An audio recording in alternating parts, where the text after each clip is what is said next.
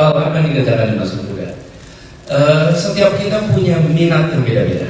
Setiap kita punya orientasi tentang masa depan yang beda-beda dan punya latar belakang yang berbeda-beda. Sehingga kita begitu bicara tentang apa yang dikerjakan pasti tidak mungkin bisa sama. Tapi ada indikator-indikator sederhana. Apa indikator sederhana? Kalau saya refleksikan nih, kalau Anda waktunya longgar, you are in trouble. Kalau hari ini Anda mahasiswa dan waktunya longgar, sesungguhnya Anda sedang memulai masalah yang nanti akan ditunaikan atau dipanen di masa depan. Kalau kami reflektif, semasa kuliah, semasa sekolah, jadilah yang sibuk, apapun sibuknya. Yes, apapun betul, sibuknya, Pak. Betul. Tapi jangan waktunya longgar. Ya, betul. Sibuk, apapun sibuknya. Jadi tidak ada kemudian harus ikut ekstrakurikuler, harus ikut organisasi, harus itunya pilihan tiap masing-masing kita. Tapi jangan waktunya longgar. Karena begitu waktunya kosong banyak, maka sesungguhnya terbuang. Masa yang tidak bisa diulang adalah masa kuliah. Betul, Pak. Betul. Masa kuliah itu masa yang ketika sudah selesai, banyak sekali orang yang menengok belakang bilang, coba dulu waktu kuliah ya, mengerjakan A, B, C, D. Itu udah lewat tuh. And you cannot come back, you just cannot come back. Nggak bisa itu. Jadi karena itu masa kuliah ini betul-betul dioptimalkan. Nah, saya pribadi, karena minat saya adalah keorganisasian, pergerakan mahasiswa, maka dulu saya habis waktunya di situ. Jadi kalau istilahnya berapa SKS ambilnya? 24 selalu. 18 di dalam kelas, 6 di luar kelas. Jadi 6 itu dihitung.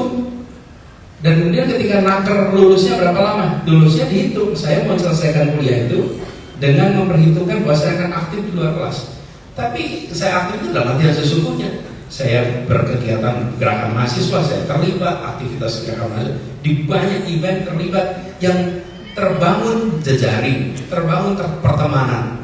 Yang tidak membayangkan pertemanan itu kemudian menyambung lagi 10 tahun kemudian, 10 tahun, 20 tahun kemudian, 30 tahun kemudian, begitu ketemu dengan A, B, C, D, E, F, G, ini adalah banyak teman-teman lama yang ketika masa kuliah dulu kita tersambungkan. Nah, pengalaman saya lewat aktif dalam kegiatan organisasi, maka satu, kita memiliki jejaring yang lebih luas sekali. Yang kedua, kita mengalami problem yang tidak dialami banyak mahasiswa lain, yaitu mengelola waktu.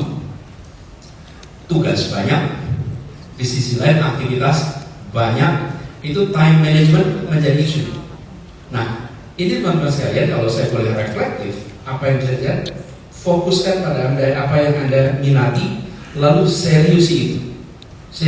Jadi opsinya tiap orang beda-beda, saya bisa menganjurkan bidangnya apa, tapi indikatornya sederhana, sibuk atau longgar waktunya. Kalau sibuk, rasanya you're good. Tapi kalau waktunya longgar, I think you may be in trouble. Cuman belum dirasakan sekarang. Dan kita begitu menjadi mahasiswa itu punya multiple role. Dan dalam hidup multiple role.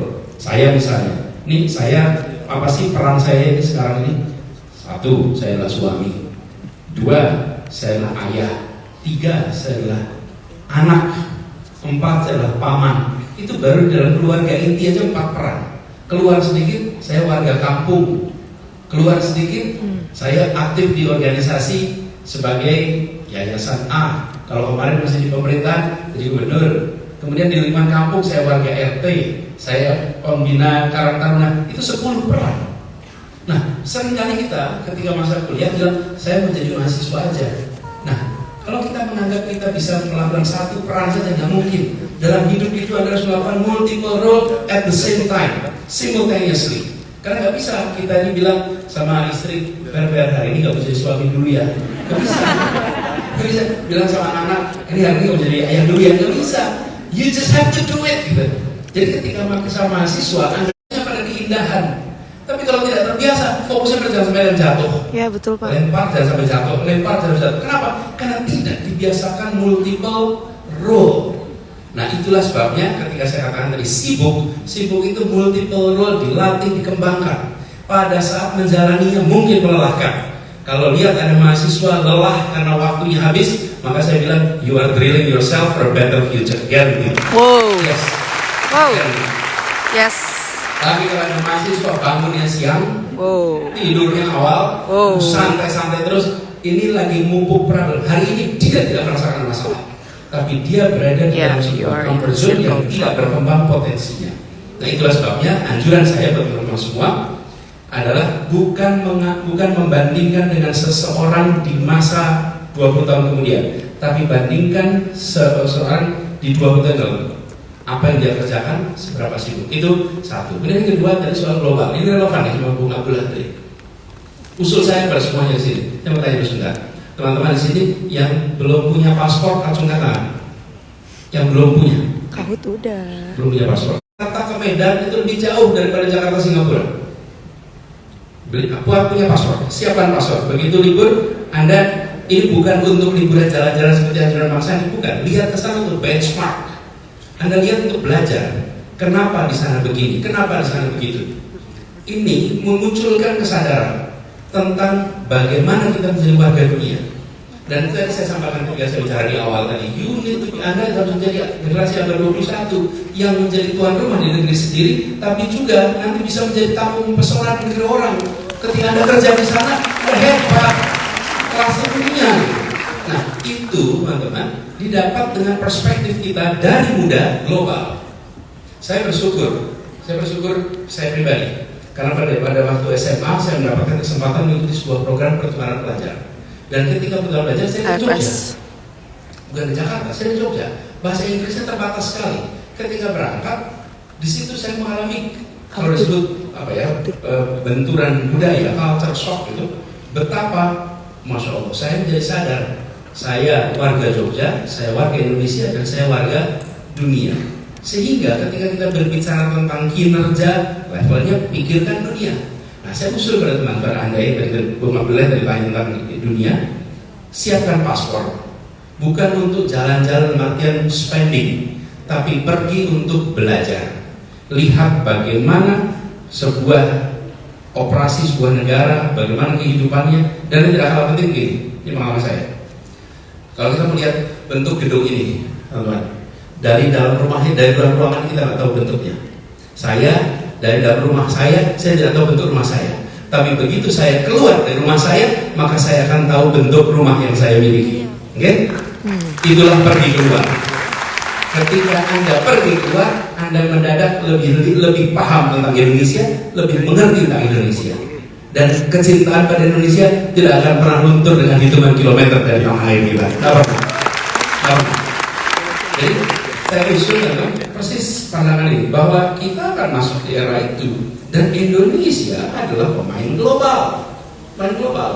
Jadi saya usul pada teman-teman muda miliki paspor, lalu nabung tentu saja, lihat dunia, kembali ke Indonesia, bawa perspektif yang baru. Ini perspektif itu bermanfaat sekali ketika kemarin mengelola Jakarta. Ketika mengelola Jakarta, benchmarknya Jakarta menjadi kota global dunia. Kota global dunia, apapun itu referensinya kota global dunia. Jadi kita bawanya ke arah sana. Nah, saya juga ingin komentar sedikit ya Bung Abdullah soal Tidore. Teman-teman semua, di Tidore itu ada sebuah desa namanya Indonesiana. Itu sebuah desa dibina oleh Bung Karno. Kebetulan saya sempat beberapa kali ke kawasan itu, Tidore. Kami ada kegiatan Indonesia mengajar di Pulau Bacan. Pulau Bacan itu Halmahera Selatan. Masyarakat di sana itu memiliki keterbukaan yang luar biasa. Dan ini barangkali PR juga buat kita semua. Sempatkan untuk mengunjungi Indonesia. Ketika ada waktu libur, datangi tempat-tempat yang tidak biasa didatangi. Lakukan itu, kita akan tahu tentang Indonesia kita lebih baik. Dan salah satunya datang ke kawasan Maluku Utara. Kalau sudah sampai di sana teman-teman, lihat di pulau. Tapi pulang aja. Saya berapa kali datang di kawasan ini melihat tidak aneh orang Eropa itu mau datang beribu kilometer melewati segala macam tantangan untuk datang ke tempat ini karena keindahannya melampaui ungkapan kata-kata yang bisa dituliskan. Itu sulit. Dan di tempat itu saya baru tahu arti kata nyur melambai. Di Jawa nggak ketemu itu menyiur melambai, tapi datang ke pulau-pulau itu kita akan menyaksikan adalah apa ya, keindahan. Mudah-mudahan nanti pastel Tidore bisa semuanya terefleksikan. Salam buat teman-teman di Tidore. Terima kasih. Baik, terima kasih.